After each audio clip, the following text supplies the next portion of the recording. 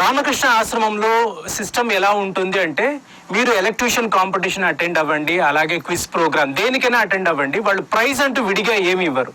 వాళ్ళు మీ చేతిలో ఒక రామకృష్ణ పరమహంస జీవిత చరిత్ర అని, రామకృష్ణ పరమహంస బోధనలు అంటూ పుస్తకం ఇచ్చేసేవాళ్ళు.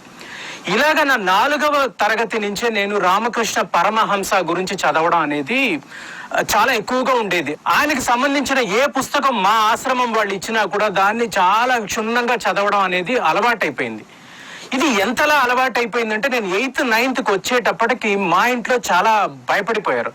అంటే మేము కూడా ఎక్కడ స్వామి వివేకానంద లాగా ఇన్ఫ్లుయెన్స్ అయిపోయి అటు వెళ్ళిపోతామో, సన్యాసంలోకి వెళ్ళిపోతామేమో అని భయపడి ఒకరోజు మా నాన్నగారు ఏం చేశారంటే, మా ఇంట్లో ఉన్న రామకృష్ణ పరమహంసకు సంబంధించిన పుస్తకాలు అన్నింటినీ కూడా ఆయన తీసుకెళ్లి ఒక లైబ్రరీకి ఇచ్చేశారు. సో నేను స్కూల్ నుంచి ఇంటికి వచ్చి చూస్తే అక్కడ ఒక్క పుస్తకం కూడా లేదు. నువ్వు అటు వెళ్ళకు అని చెప్పడం జరిగింది.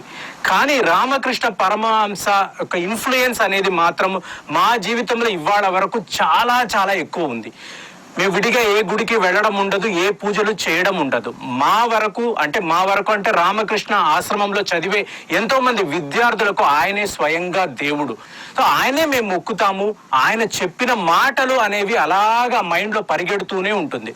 ఎప్పుడైనా ఏవైనా క్లిష్ట పరిస్థితి వచ్చినా, ఏవైనా సమస్యలు వచ్చినా నేను దక్షిణేశ్వర్ వెళ్ళడం అనేది జరుగుతూ ఉంటుంది. దక్షిణేశ్వర్ అంటే ఏం లేదు, కల్కట్టా నుంచి ఒక 20 కిలోమీటర్ల దూరంలో రామకృష్ణ పరమహంస ఎక్కడైతే పూజారిగా పని చేశారో ఆ గుడి దక్షిణేశ్వర్.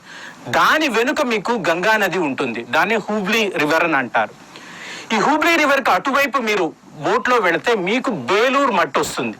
అంటే ఇక్కడే రామకృష్ణ పరమహంసకు సంబంధించిన ఆలయం ఉంది. ఈ ఆలయంలోకి వెళ్ళి మేము మెడిటేషన్ చేసుకోవడం అనేది జరుగుతూ ఉంటుంది. కానీ విచిత్రం అంటే 30 ఏళ్ల క్రితం మా ఆశ్రమంలో రామకృష్ణ యొక్క విగ్రహం ఉండేది. దాన్ని చూస్తే ఆయన ఏదో మీతో మాట్లాడుతున్నట్టు, ఏంటి ఎలా ఉన్నావు, బాగా చదువుకుంటున్నావు అంటే ఆయన మిమ్మల్ని పలకరిస్తున్నట్టు అనిపిస్తుంది. అంటే 30 ఏళ్ల తర్వాత కూడా బేలూరు మట్టుకెళ్ళి ఆ రామకృష్ణ ఆలయంలోకి వెళ్ళి ఆయన ముందు కూర్చుంటే ఆ స్కూల్లో ఎలాంటి వైబ్రేషన్స్ అనిపించేదో ఇప్పుడు కూడా అలాగే అనిపిస్తుంది. అంటే రామకృష్ణ పరమహంస ప్రభావం ఎలా ఉంటుంది అంటే, అక్కడ చదివే విద్యార్థుల్లో మీరు కొంతమందిని అడిగితే చెప్తారు.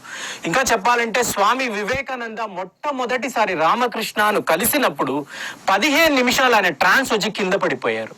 అంటే రామకృష్ణ యొక్క ఆ శక్తి అనేది ఎలా ఉంటుంది, ఆ ఎనర్జీ అనేది ఎలా ఉంటుందంటే, ఎదుటి వ్యక్తి దహించుకుపోతాడు. అంటే అతనిలో ఉండే అజ్ఞానం అనేది అలా దహించబడి ఉంటుంది.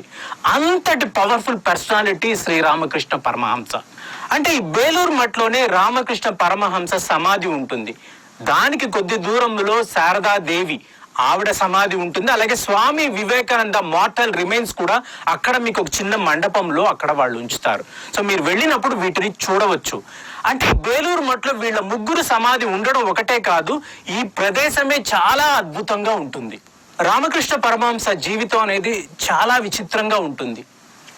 ఎలాగని చెప్పాలంటే 1865లో తోటాపూరి అనే ఒక గురువు గారు ఆయన్ని ఇనిషియేట్ చేశారు. అంటే ఆయన్ని సన్యాసంలోకి తీసుకువచ్చారు. అద్వైత వేదాంతం అనేది ఆయనకి పరిచయం చేశారు.